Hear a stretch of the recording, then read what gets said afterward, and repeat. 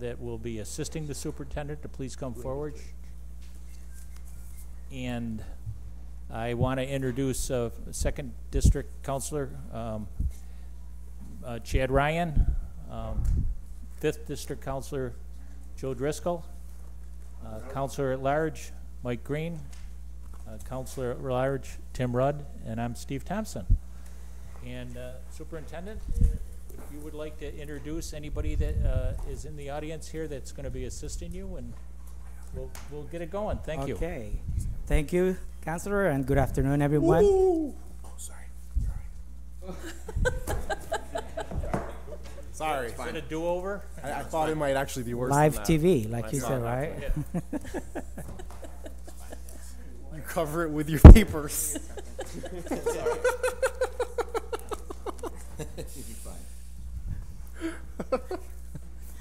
Okay. Get something. Go ahead. Okay. Go ahead. Good afternoon, Councilors. Thank you for giving us the opportunity to come and share with you our proposed budget for the 2018-2019 school year. This is a great time for us to share that information, but before that, I would like to thank the members of the Board of Education that are joining us this afternoon. Vice President Bodie, Commissioner Romeo, and Commissioner Sojowicz. And we also have all the chief from the district to answer any questions that you may have for us this afternoon. Okay. First, we would like to talk to you a little bit about the progress that we have made, especially during the last year and a half in the Syracuse City School District. When we begin in the Syracuse City School District, we begin with pre-K education, pre-K programs, and during the last 3 years, we have seen an increase in the pre-K enrollment in the Syracuse City School District, from 1,600 kids to 1,900 kids in the district. So this is mostly money that is coming from the state education department to open new pre-K programs in the district, or to change the program from half-day program to full-day program. So we are working with other community agencies. We are opening programs in our buildings, and we're making sure that the programs are available throughout the city. So every kid in the city has the opportunity to attend a pre-K program in the city. We also have seen an increase in when the kids are moving up from kindergarten, that 80% of the students, if they have attended pre-K, they're moving level to kindergarten. So we can see that our pre-K program is making a difference in our students. During the last 4 years, we have been working under the assurance of discontinuance with the Attorney General. There were some concerns about behavior in the Syracuse City School District, and this is an area that we have made a lot of progress. We have seen a reduction in referrals in our schools. We have put in, like Ann talked before, about the family support services that are working with our kids, that are working with our families. We have put additional staff. We have social workers assistant working with our families, doing home visit, dealing with attendance issue. We have moved into restorative practices. Instead of suspending the kids, let's talk to the kids about what is the problem, what is the issue. Instead of what did you do, it's like, what is bothering you? And some people may think, well, you know, you're being a little soft, but we need to understand what is happening at home, what is happening in the community, so we can provide that support to our students in the schools.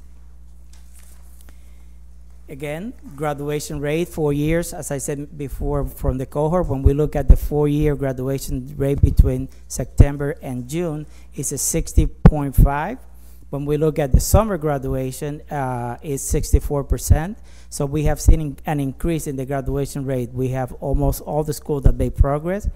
We're very happy the direction that we're going, but we're not pleased yet. We know that when we look at a graduation rate of 64%, we need to do the basic math and to know that, you know, we have more than 30% of our kids that are not graduated on time. The good news is that they're not dropping out, all of them, that they're still in school for an extra year or an extra semester, so we are providing that support for the kids and getting them engaged to remain in school. The Board of Education made a commitment to support our kids, and they added academic intervention services teachers in the district. We have 82 teachers in the district supporting students from kindergarten to 8th grade. These are teachers that are providing extra support in ELA or math to our students. And as I said before, we also added 16 social workers assistants to support attendance, to support the families, to have that connection between the schools and different community agencies for services. In the Office of Family Engagement, again, the board made a commitment and added 2 parent liaisons. So each parent liaison has about 9 schools that they're working with, providing professional development for the teachers, providing professional development or training for parents, for the students, for the staff. So we are opening the doors for our parents to come in and get some extra support. We also have a pump bus. We have in the budget a new one for this coming year because the one that we had it for almost 20 years. So it is, we have used it all the way that we got everything that we were going to get out of that. So we're buying a new pump bus. This bus goes throughout the neighborhood, different events in the community to hand out books for the parents and hand out books for the students in those communities. Does pump stand for something? It's all caps. That's the only reason I ask. It's parent. I'll get back to you. It's been it's been pumped since the 1980s. Gotcha. That I can tell you. So Action. yes, Parks and Rec. I know it's had to do with parent because it was from the parent involvement initiative. So, but I will get back to you. It's okay. Okay.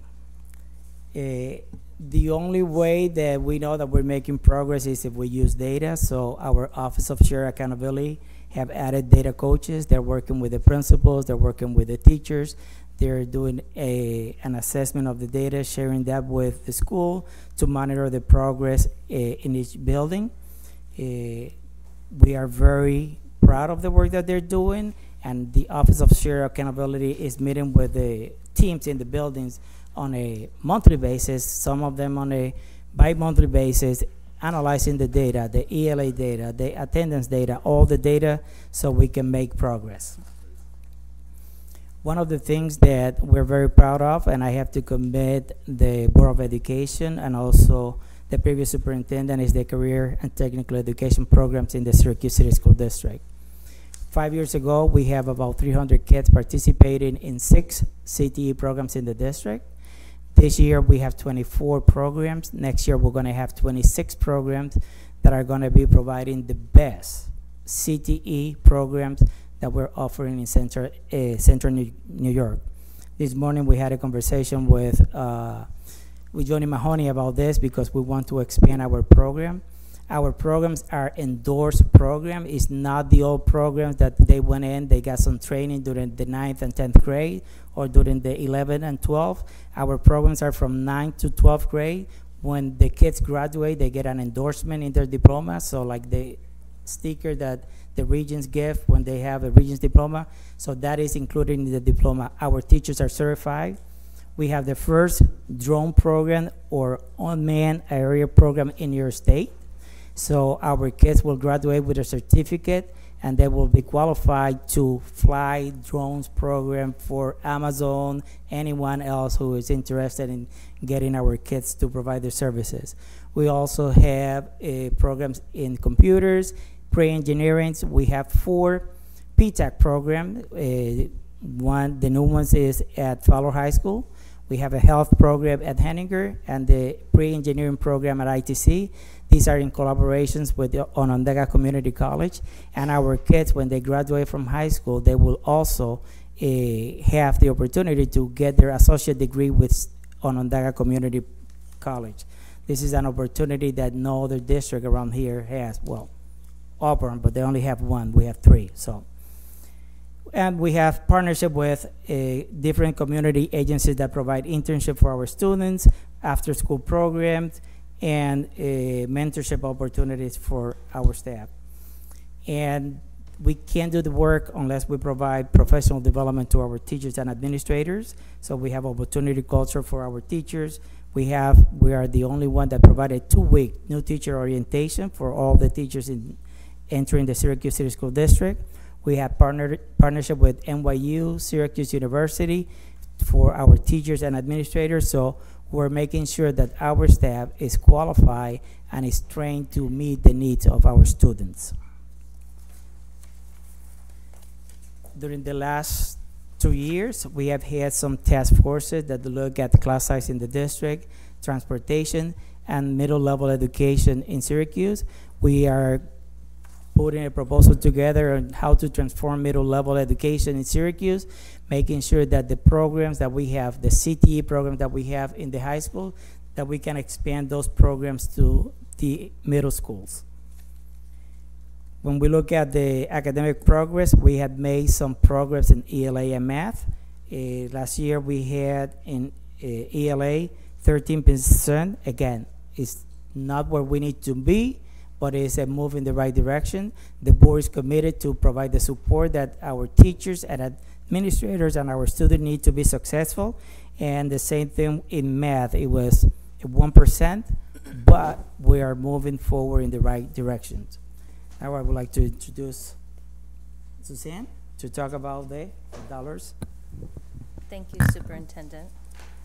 So the next few slides, I just want to walk through with you a high-level overview of the budget. What we did include in your packet is the district's version of the school district budget. It is a little different than the one that's in your book because the one in your book was from the proposed February, so I can answer questions kind of tying the two of those documents together. Also, you have the full CTE brochure in your packet that the superintendent spoke about earlier. First, I want to talk to you a little bit about what has happened since we put together the initial budget for the school district in February. We had initially hoped for a $12 million increase in state aid from the Senate and the Assembly. We actually received about $4.6 million. So with that, we knew we had to go back and pare back our budget for this coming year. So that is the basis for the difference between the original version of the budget that you have and the revised one that's in front of you today. In addition to that, do you have a question? Sorry, I didn't mean to audibly make No, a noise. that's okay. I just, I met with Senator Valesky's representatives, and they told me it was 12. It was actually 4. I keep hearing that that the school district got the full 12, and then I hear that they only got 4.6. So I've had some discrepancy on what actually happened with state funding. That is a That's what I wanted to great clarify. question. I would love to clarify that. So initially, the governor's budget gave the school district about $7.5 million. When the Senate and Assembly finalized the budget, they gave us about another 4.5, so we ended up with an increase of about 12. Okay. We asked for an additional 12, and you are not the only one that has asked that question. Okay, so you asked for an additional 12 over the 12 that we got, or after we had the 7? Over the 7. We had the 7, we asked for an additional 12. We only got 4 of the 12 we wanted in addition to the 7. So You we ended got up it. getting close to 12.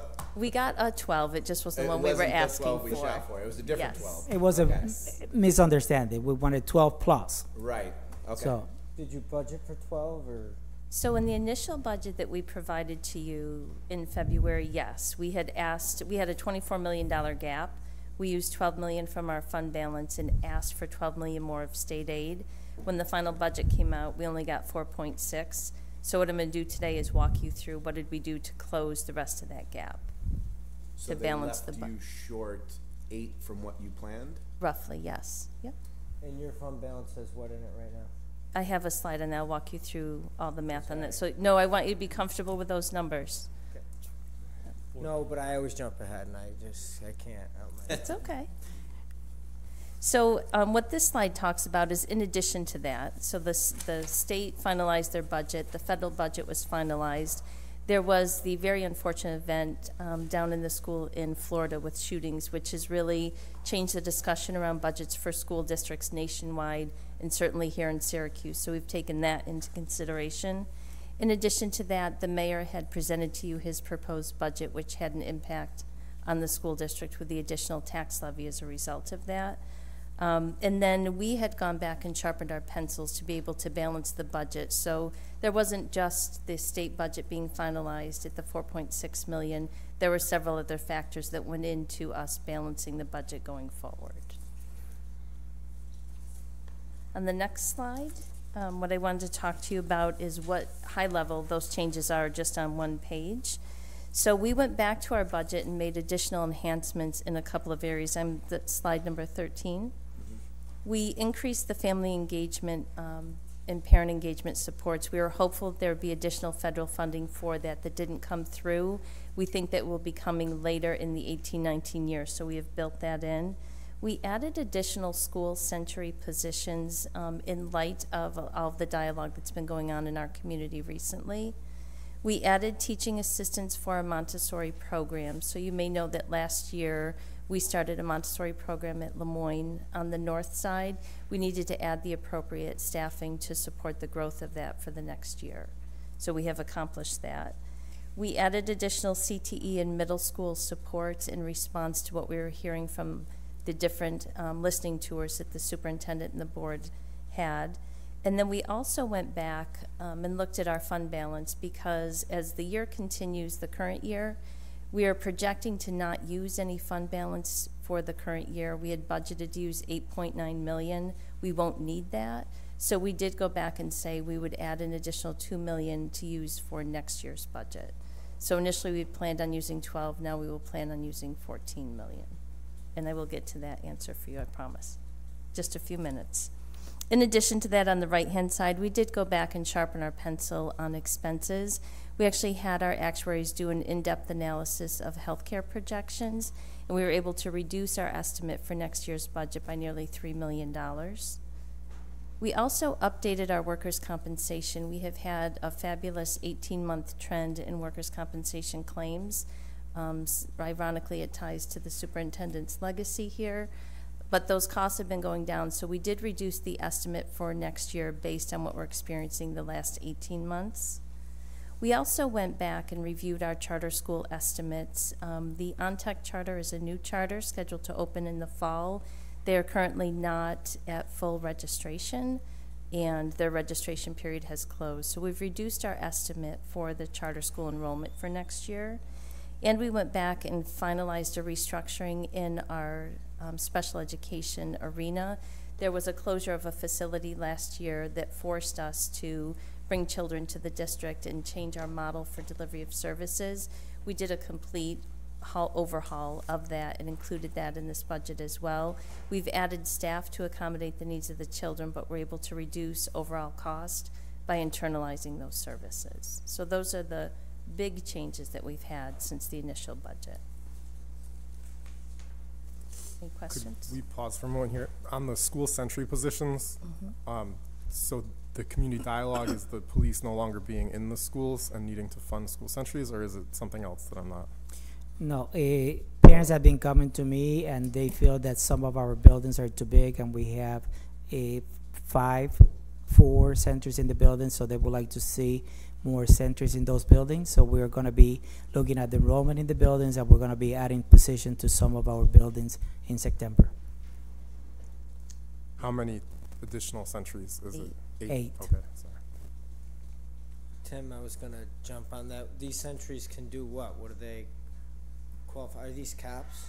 No, these are not police officers. These are sentries that they get security training. They are the ones that are doing the searches in the morning when the kids come into the building. They go through metal detectors, scanning the bags, and doing the whole duties. And they are not police officers. Do they have physical altercations like the cops do? No, they do not. Okay. No, Just wondering. Yeah. I was wondering how it works. they're not police officers. I didn't think so. Some of them would like to be police officers, but they're not police officers. They're not armed. They're just a uniform with a uniform that says security. Okay.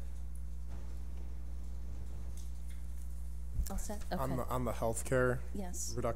reduced by $3 million. So that's from what to what? It's like what percentage of the healthcare?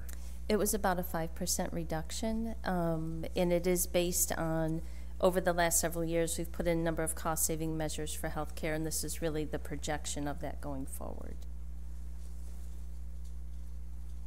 The next slide, slide 14, gives you a little bit of the math. So the first column shows you the amounts of revenue that we had in the original proposed budget. The next column is what is in this final adopted budget version before you today, what the change is in terms of dollars and percent. So state aid is actually 7.3 million less than what we had estimated or hoped for in that first round of the budget, which is a 2% reduction. Our taxes will go up $400,000. As you saw in the mayor's proposed budget, the levy actually went up as a result of assessed values increasing in the last year. There's no change to federal funding for the general fund, and then we added $2 million more to use out of our fund balance or savings account. So initially it was the 12 million and now it's the 14. So our total budget will be $432.3 million.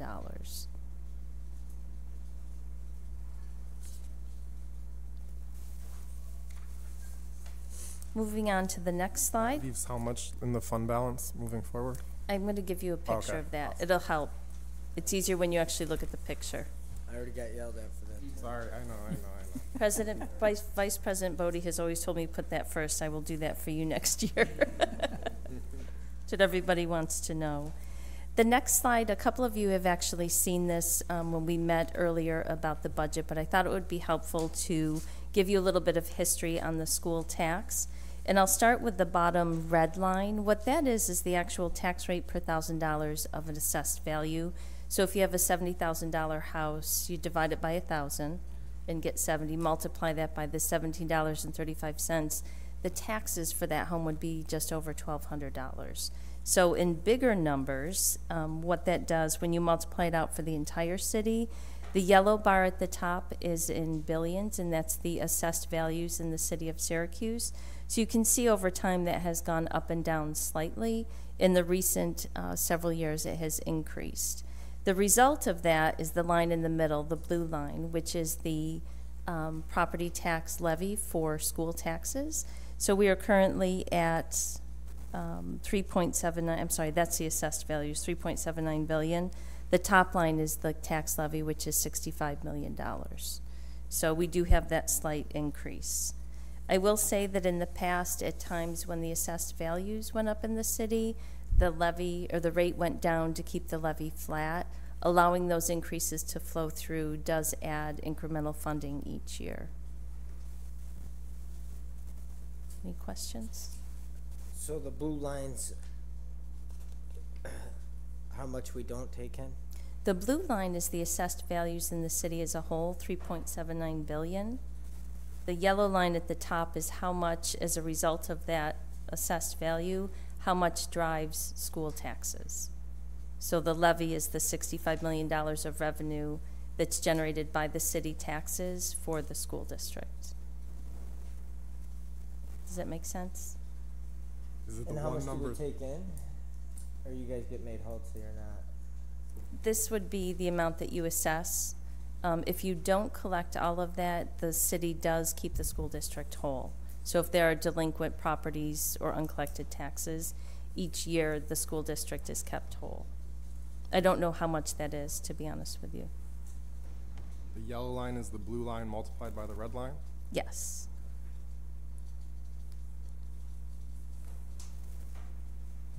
All set? Okay. The next page clarifies a little bit what we were talking about earlier this afternoon and the school taxes. So the mayor's budget does include an increase of the $420,000 because assessed values have gone up by about $25 million year over year.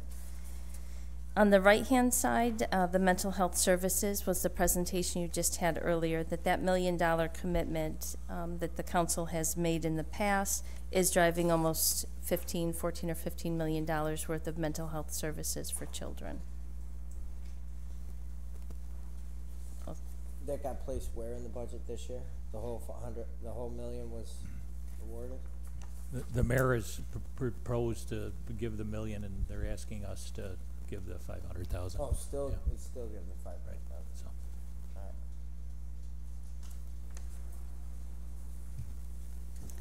On slide 17, this is a pie chart that I think is easier numbers for folks to remember. Of all the funding that comes through the school district, the $432 million in our general fund, 80 cents of every dollar is generated by state aid. 15 cents is from local taxes, whether that's sales tax, property tax, the STAR rebates.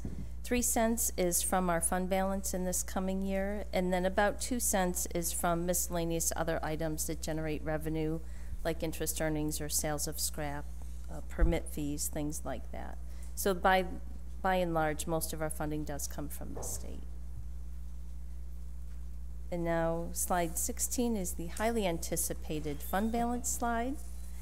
I gave you a little bit of history. I gave you the last 2 years where we think we're going to end up this current year, and then where we'll be at the end of next year. What's important to note, I'm projecting at the end of this year, the total fund balance will be $43.4 million. But the important number in that is in the circle, the 23.2. That is how much is not accounted for any particular purpose. Those are dollars that are left over and available for use in future years. If we are to use the amount that we've set aside, the $14 million, and we use all of it next year, we would end next year, June of 2019, with a $24 million overall fund balance, but of that, 21.2 would be still available for future years. So it's still a healthy balance. It's a little over 5%. We are not restricted by the state with a cap, but they do recommend for non-dependent school districts no more than 4% be available in your fund balance. Because you knew that's what I was going to ask was. I didn't, but So no. the restriction, you guys don't have one. We don't, and the reason for it is we don't levy taxes. The whole idea behind having a cap on a fund balance is so that an entity doesn't overtax and then just sit on the money and not reinvest it in the community. Since we don't levy a tax, we are not restricted by that. Okay. You may hear in the community, the Office of the State Comptroller goes out and does audits. School districts every 5 years are audited. If they audit your fund balance, they certainly would make a comment if you're over 4%, although there's no fines or anything for that. For us, they would still just make a note of that, Okay. that those funds should be reinvested. I just remember someone making a note of it before.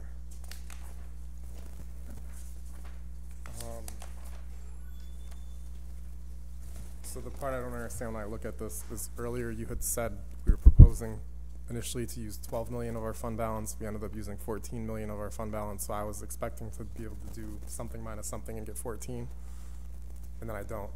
Right? Because in the yellow part, if you look at the current year in the 43.4, the yellow of 19.2 includes that 14 million that would be restricted. Okay. So once we apportion a part of fund balance for a budget, it goes into that bucket, that yellow portion, and whatever's left over after that remains in the blue as unencumbered or available for future use. So we've already, in this presentation, restricted those funds in that $19 million. So the 24.2 is 43.4 minus the 19.2, kind of? Sort of, yes, in a roundabout way. There's other factors that come into play through the course of the year with encumbrances that impact that balance as well.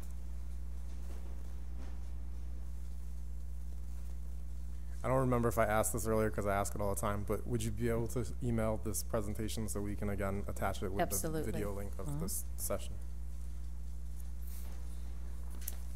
Slide 19 is similar to what you saw earlier, but this is the expense side of our budget. Again, the first column is showing what the expense was in the initial proposed budget. The second column is the revised, reduced amount, and then the variance is calculated as well. So our salaries and benefits reduced overall by $2.2 million from the first version of the budget. Professional services went down $300,000. Transportation, $600,000 based on more current estimates with Centro and First Student. Our charter school tuition estimate we reduced by $1.7 million, and then supplies and other by $100,000 for a total reduction of $4.9 million. How are you able to reduce the charter tuition? Because we lowered the estimate of the number of students we think will be enrolled in charter schools next year based on more current information on the registration at the charter schools for next year. So when we first did this back, I was working on December, January for February's presentation. We didn't know what their registration would be, so we were assuming that they would be pretty full and most of their students would come from the school district, from the Syracuse school district. Now that their registration periods have closed and they're finalizing enrollment, we're able to pare those numbers down because they did not get as many children as initially we had thought they would. You mentioned city children. Is it because they're coming from outside the district, or are they not at capacity? Has enrollment in charters reduced? One is certainly not at capacity. One is projected next year to also not be at capacity. I don't know the third one. I think that they're pretty full in terms of what their charter will allow. They just don't have as many Syracuse students as we had projected. I don't want to go too off the tracks, but I'd love to know what your We could theories go over that. on what the cause of that is, or why that's happening. Is it a I- simple answer, or? I think for the It's a new nuanced charter one. opening, they are trying to secure a location, and once that happens, then they can get the ball rolling. So that's playing a big factor in that number then, huh? Okay, thank you. So, Susan, can you tell us about what the decreased salary and benefits, how much of that is salary and personnel and stuff? Where we're Absolutely. losing them from and whatnot? So the total reduction in healthcare was $3 million. So it was actually a slight increase in salaries, and that was for some of the additional positions between the two versions of the budget. For example, the superintendent mentioned we had it added family engagement support and some of the centuries in the schools. So we did add some positions between the two versions of the budget, offsetting that $3 million reduction.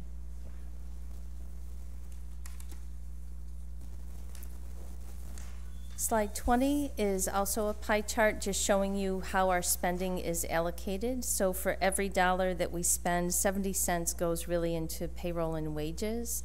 Interestingly, for every dollar we spend on payroll or a paycheck, about another 49 cents is a benefits cost. So it's pensions, health care, vision care, and the like. Charter school tuition is about 6 cents of every dollar that we spend. Transportation is 5, and on contracts or professional services, we spend about 10 cents each year.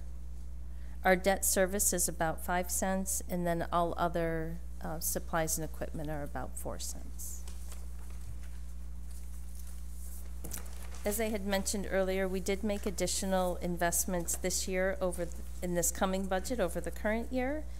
We are continuing to invest in early literacy and writing. We're working on chronic absenteeism, so those social work assistants are really helping us coordinate that effort. Continuing additional support for ENL students, and adding 2 new programs in the career and technical education offerings that we have.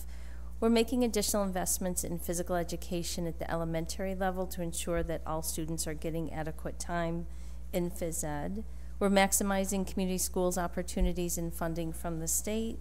Extended learning time is continuing at 15 of our schools across the district. We're continuing to roll out personalized learning and culturally relevant practices throughout the district. We have added family engagement supports and ensuring safe and healthy schools.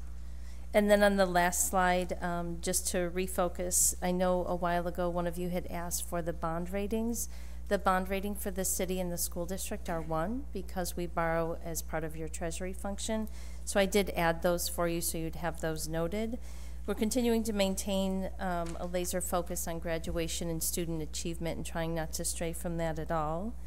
We are continuing some of the task force work that has been started in earlier years, such as transportation, class size, and middle school choice. We're enriching the career and technical offerings, continuing to expand Syracuse Latin pre-K offerings in Montessori. We have increased academic support at all grade levels, K through 12. We're ensuring vibrant and supportive schools with enhanced safety and security. Building on the community partnerships that we have, as you saw earlier with Onondaga County, we are partnering with several agencies to take care of the needs of the children. Engaging the personalized learning across the entire district. We are continuing with all of the JSCB renovations that are slotted for phase 2, and then lastly, trying to maintain fiscal responsibility while rolling out all of these initiatives. And with that, we're happy to answer any questions you may have. So when you look at our budget for the city school district, I'm curious, where are the areas when you compare us to like peer cities where we're really efficient and do a really good job, and are there areas where there's room for improvement in terms of how efficiently we deliver services? I can tell you that in the area of transportation, we are very efficient in that area. When we look at the Rochester City School District, they spend about $13 a day for transportation for kids. We spend what Central at the high school level, the charges for kids, and at the elementary KA level, it is a lot less than what the other school district. I have a board of education that every presentation that we do, they always ask, have you done an evaluation? How do you know that this works? How can we make it, right, Commissioner Bodie? So we're being very efficient, and we monitor every penny that we have. So we need to continue to monitor the contracts that we have to make sure that, you know, the services that we're getting are worth the money that we're investing. So. Go ahead, Tim.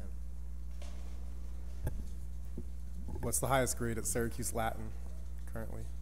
Syracuse Latin right now is at fourth grade. Fourth grade. Fourth grade level. They are meeting to develop a plan for expansion to be a K-8 school. So there's a couple years before we have to figure Yes. out where they go to high school. Exactly.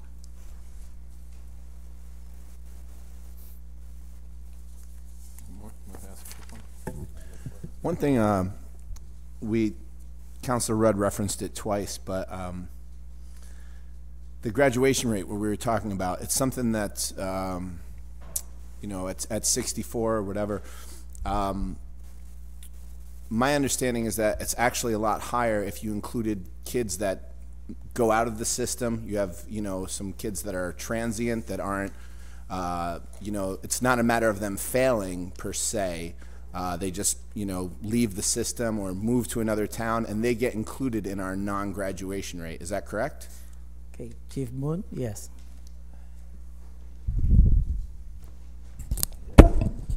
For most of those students, when they go to, let's say they leave the city and go to Beeville or go to Liverpool, they're included in Beeville and Liverpool's graduation rate, so they leave our cohort.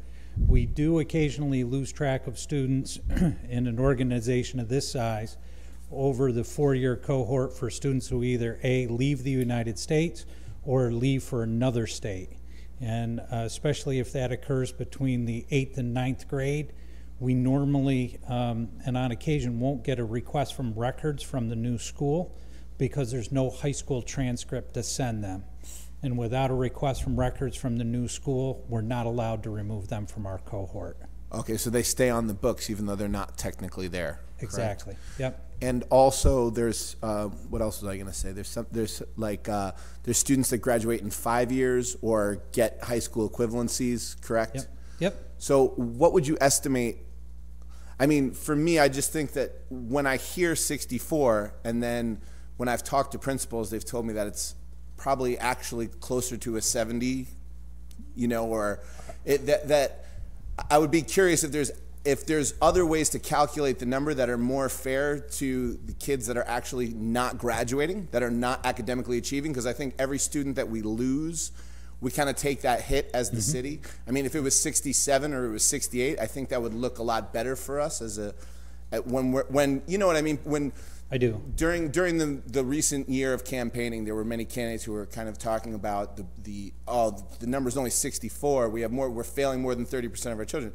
If that number is different, I think it would be good to do the actual real numbers of how many kids are actually not graduating, because that number is quite different from my understanding than what we're getting at 64. So I think as a marketing thing, like I think, you know, the school district needs all the help it can get as far as presenting our best face to the public, because I think there's a lot of great things happening, and I think if we could project an actual number of kids who aren't actually graduating rather than kids who get lost in the system, numbers, you know, I don't know what the variance is. I'm sure if we knew exactly what the variance is, we wouldn't be having the conversation. But do you know a ballpark of the variance? Our 5-year cohort rates for each one of our high schools is in excess of 67%. So we do see a substantial jump between a 4-year graduation rate and a 5-year graduation rate. Okay, so it's 67 if you include 5-year graduation. Yeah. So I mean, that, you know, you've already bumped it up 3 points. If you got rid of those kids that were losing between 8th and 9th grade, probably take it up over 7. Under the new federal statute, when ESSA comes into effect for the state for next year, we will get partial credit for graduates with a high school equivalency. Right now, we're not allowed to include those.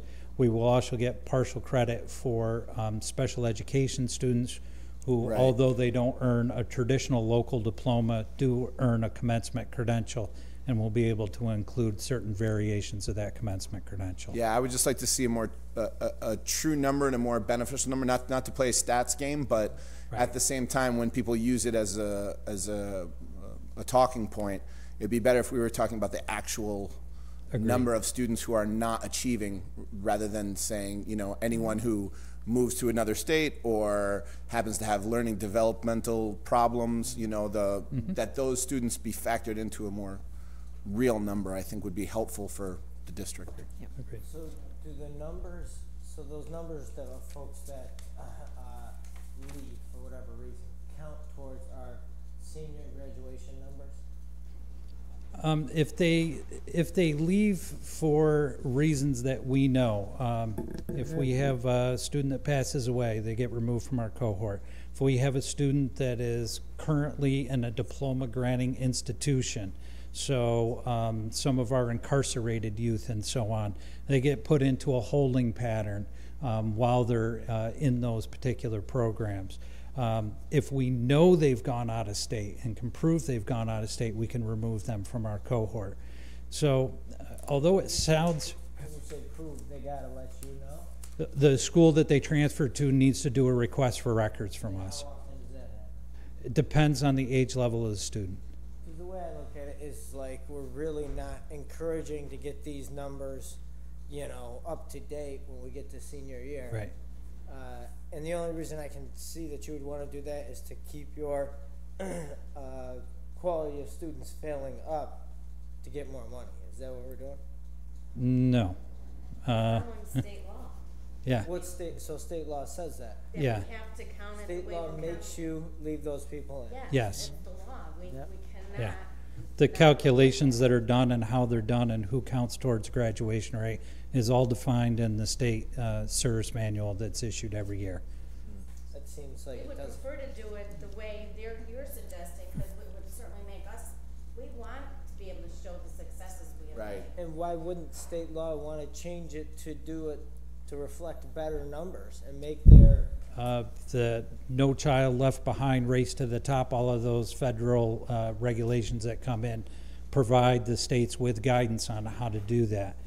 It's very, very tough, and actually the worst, I would say by far, the worst grade level is pre-K. If you have a pre-K student in Syracuse and then you move to parts unknown and your child starts kindergarten, they almost never call back to get any sort of a pre-K record. so they're padding the numbers, but why? But that for high school graduation rate, which was our conversation, those cohorts don't start till the 9th grade. 9th grade, the transition between 8th and 9th is the worst because most of our students don't have a course on their high school transcript at that point, and that's why a new school, like if there's nothing there to request as part of a record, there's really no reason for them to ask. To our benefit or not? Yeah, so why are we padding the numbers and why aren't we asking the state or the federal government to change that formula? I can honestly say before they came that when Dan Lorengar was here, we fought with the state. We fought with New York State because I was on the board at the time, and they don't care. We told them about how It's a lot of- regulations. A lot of the families on the west side moved back to Puerto Rico. We can't always get information back from Puerto Rico, so so those kids were staying on our rolls. We fought. The state said, no, you have to continue to fight. And our central registration center, we look on Facebook, they're like a little mini PI team. Because if we can find out where they went and we can have proof that they've gone there. I talked with Reynoldsville, Ohio just this last week, followed up on a 9th grader who moved there. Once we get the school to say they're here, we can take them off the rolls. But that's what it's like sometimes. We know the child is left. We know they're not in attendance here. We have to do our due diligence in following up and finding out where they did go. Well, I'll stop, but I think that's unfair. I work at a funeral home, and when someone passes away, they don't require anything other than my signature on a piece of paper saying that they don't have to send a check anymore, so. We have to provide documentation for the state. But I can say that, you know, last year, 4 of our 5 schools made progress, and ITC reached a graduation rate of 93%. So we know that we are doing great things for the kids in Syracuse. Nottingham has boosted its numbers as well, hasn't it? Yes, they did. Yes. And Henniger next to you. So You mentioned pre-K. The pre-K enrollment, I was wondering do you know what percentage of people who are in pre-K enroll in kindergarten? I only ask because in some districts, like in New York City, I know people will go to districts that have pre-K and use pre-K as childcare and then they may leave. I was just wondering if that happens here. most of the kids that are in pre-K, they stay with us, but we'll look at those numbers. The thing is that some of them, they go to a pre-K in another school and they want to remain in that school, but most of them stay with us.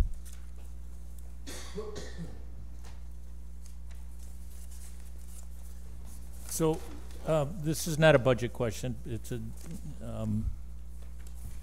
JCTB, the JC, JSCB, yes, the joint program. Can you give us a quick little overview of where we are now with that? We have 14 projects, 14 schools that are involved in phase 2 of JSCB. We have 2 tranches. There are 7 projects that are on tranche 1, mostly the middle schools and some of the elementary school. During the tranche 2 is going to be mostly the high schools. We are not going to be able to do all the work that needs to be done in those facilities, but we are going to use all the money that we're allowed to through MCA to do as much work that we can in those buildings. Some of the buildings will have to go back during the JSCB 3, if there's a JSCB 3, to finish the work, mostly the high schools. And we hope that when we go for a JSCB 3, that we're going to ask what Rochester received and also Yonkers, that is 2 MCAs, so we'll be able to get all the work done in those buildings instead of going back and forth. Okay, that was my ultimate question to Yes. see if it's okay. And when will that process, or is it beginning now? We're having some you have to discussions. complete. We need to get some shovels in the ground first Okay. before we can go and ask for more money. But yes, Of those phase 1, the 7 in the phase 1 of, I don't know what it was, the For tranche 7. 1. Yeah. tranche 1 of phase 2, how many projects are happening this summer? It's all 7? Or Not all 7. like We're 4? still working on the contracts and doing all the work. are all the ones that are yeah. supposed to happen this summer going to happen this summer? All the work that was supposed to happen during the first plan that we had, no. Oh, no. Again, we were delayed because we needed to go to the state comptroller to get approval of the plan and everything else. So it's a very cumbersome process. I'm so glad I didn't hold up your thing so I could get blamed for that So one. are we. Thank you. Thank you. The wheels turn slowly. Hmm. Which is it one whole project that's not happening that was planned to happen, or is it just parts of projects? Or is it still kind of falling into place? It depends on the project. I mean, some projects are coming above the money that we had allocated for Right. the project, so we need to go back and look at all that. So there are different factors for that. So, sorry, just going to slide 13 in terms of what changed since the proposed budget.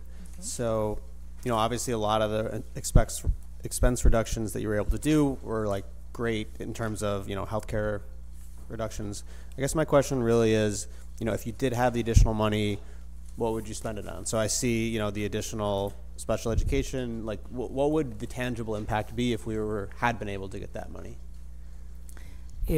One of the things that the Board of Education asked me to do was to do an audit to see if we were in compliance for physical education based on the mandates from the state.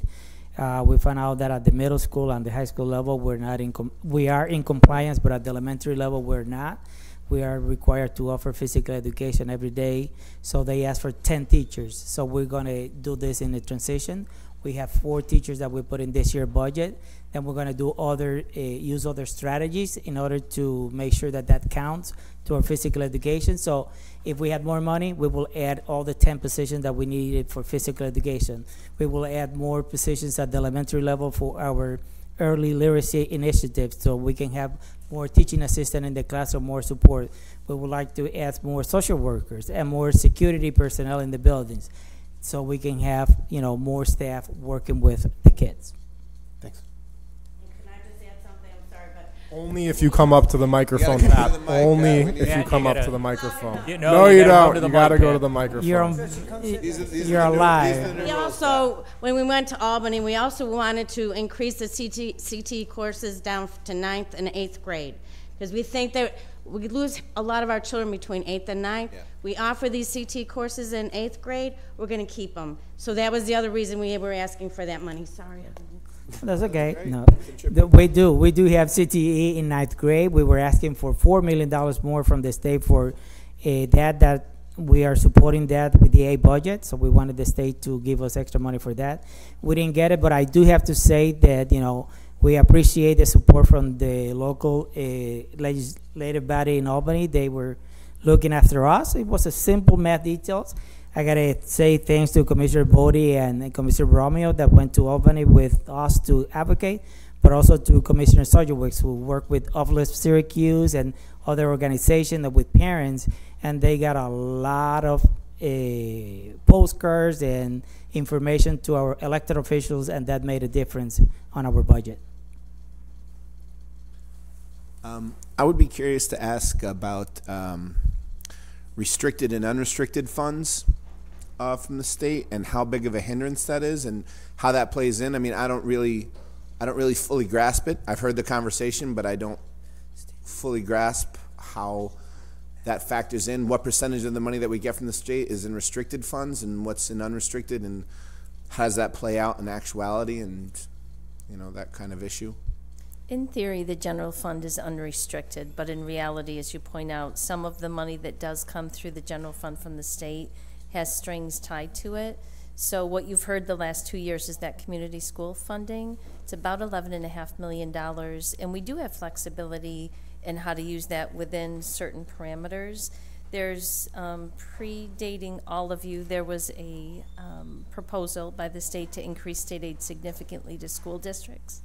In doing that, they put in legislation that would require you to do additional reporting on how you use that increased funding. So we still carry the requirement for the reporting on $12 million that we never got, and we probably never will get, but we still have to say, of our total budget that you give us, this $12 million is spent according to the Contract for Excellence regulations. It's not adding value to anything, but we do that additional counting to make sure that we're compliant. A lot of the funding that is restricted is really in the grant funds, whether it's state or federal, which is not part of what we're talking about in the budget presentation today. Okay. But by and large, those general fund dollars do have flexibility. If they are expense-driven aids, like transportation or building, where you spend the money, report it to the state, and they reimburse you, certainly that has to comply with all of the regulations to be reimbursed.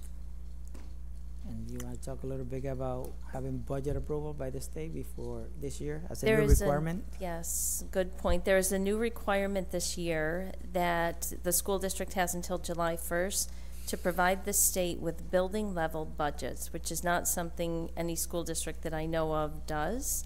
We budget as a system and then allocate resources in the fall as kids are enrolled in programs at different schools. We now have to go through the entire budget and allocate Commissioner Bodie's expenses, superintendent's expenses, my expenses to each and every school, and justify how every expense of the district is being allocated equitably among the 34 schools. It is going to be a large task. The state has yet to come up with the guidelines and the reporting requirement. If we don't get this done accurately, on time, which is July 1st, and to their liking, they can withhold the $12 million increase that we're getting year over year in state funding. Even though they haven't provided the guidelines. That is correct. Just want to clarify that. This does happen repeatedly in different avenues each year as part of the budget. Is this supposed to be a percentage of your time spent? Is that how it's going to be broken down? They haven't given us those requirements, so they may say that in a school that has more special needs or more E&L students, they should be allocated more of the superintendent's expense or something like that, but we don't know yet what the requirements will be. Okay, can I jump in just because then I'll have 5 minutes for my questions? Yep, absolutely, go to town. So mine are kind of all over the spectrum. They asked all the technical budget questions. I want to just ask updates. The ombudsman in that situation, done, not done, where are we? This is the last year of the attorney, with the Attorney General. We have to submit a final report to the Attorney General by the end of June. We hope that we'll be able to meet all the 78 items that were on the AOD, and that we will be able to use that money for something else in the district. So you used the key word there of hope. Do you think There's hope. Do you think we'll? We have made a significant progress. Perfect. Yes. Well, and before I continue to go, I think you're doing amazing, your staff, and I hope you stay for another 10 years. Thank you. Only 10? Wow. He probably will be Animal really cards? great then, yeah. Now, the budgets, percentage of the budgets that are broken down between teachers on one hand, the administration and the administration building on one hand, facilities at each, and then per student dollars. Do you have those numbers? Wasn't that in the book that you? Yes, we do. I can get that to you. I didn't bring it with us today, Okay. but we can get that to you. You have what, like 4,500 employees or something? Yes. Yes. I imagine that the teachers are way above, you know, the administration. So. Yes. We have The- about 2,000 teachers, 1,900 teachers, and 129 administrators. So yes. Shouldn't be close at all. Yeah. The fund balance you did. The caps in the schools and the policy. So they regulate what a regent's diploma is, and I'm gonna get, you know, take my dunce hat off. Are you able to have the latitude to change classes and their structure, or is it really rigid on what you can and cannot teach? We have to follow the state regulation, education law. I mean, every kid to graduate from high school, they need to graduate with a minimum of 22 credit and 5 Regents exams that are required. There's some flexibility with the CTE test that could be used instead of one of the social studies tests, but we have we can't say you have 21 credit, you can graduate. There's those requirements that they must complete in order to graduate for high school. And those courses are But accredited. we do have flexibility with the courses that we offer, like a CTE pathway that we have. All those courses have to be approved by the state, first by the Board of Education and then by the state. And we must find certified teachers in order for them to get the accreditation for those certificates. My pitch, there should be a class called Life where they learn to do laundry, pay bills, get groceries, all of that. I could use the term, but then I'd be offending some teachers, so I'm not gonna go there. Okay, perfect. Management skills, yes, life management.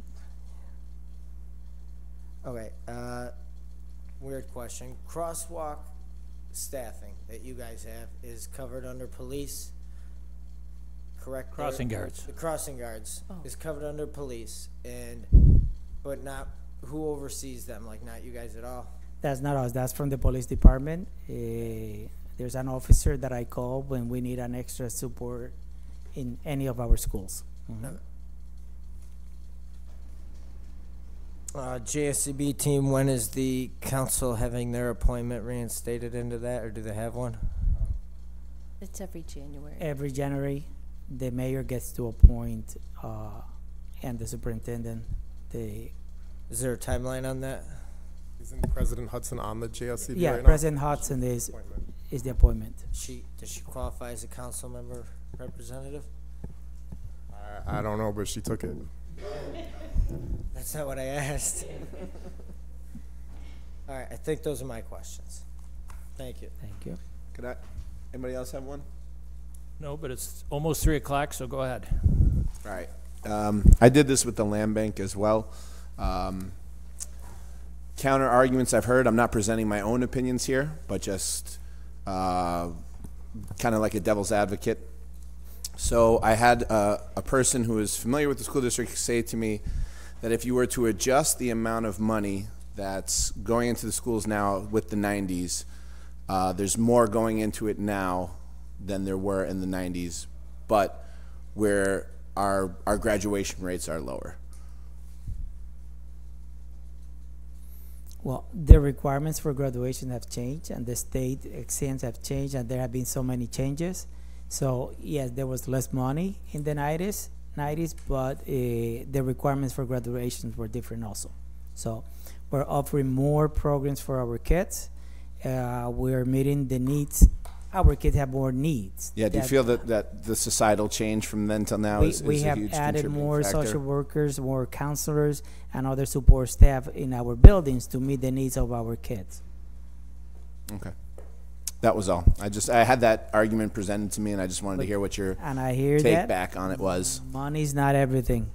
Ain't that the It is truth? a big event, we need it, but our kids need some extra support. Absolutely. So, And I appreciate your Superintendent, support. thank you. Thank Thank you you. for coming, and Susan, thank you for coming and Thank you. explaining. It's a wonderful presentation. If you could get it to us so we could have it linked online. And thank you for all the representatives from the school board and from the school district. Thank you for being here, and Our pleasure. Thank you for your Thank you. support. take care. Thank you all for all the great work you do in your advocacy. We appreciate it. Just one question, how's the code of conduct policy going that was instituted a couple of years ago? We have made progress. We have reduced the number of suspension, the number of referrals. Is a document that is a live document. There is a committee that is going to be looking at the code of conduct and revising the code of conduct for the board to approve and for us to send to the Attorney General also for approval. Okay, and then the police department has had mixed feelings on this. I think we all know they need to be in there. I think every time they're in there, there's never many issues, but they get vilified if there is one. Is there a way around that? Is there a way that we can support them?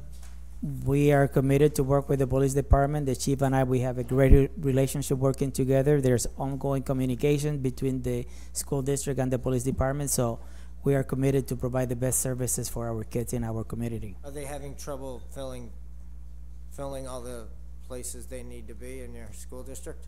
Right now, today there were some people out, but again, one of the officers had a death in the family and some other issues, but they have been able to meet the needs of the school district. Good, thank you. Okay, we'll do the personnel one, like right now.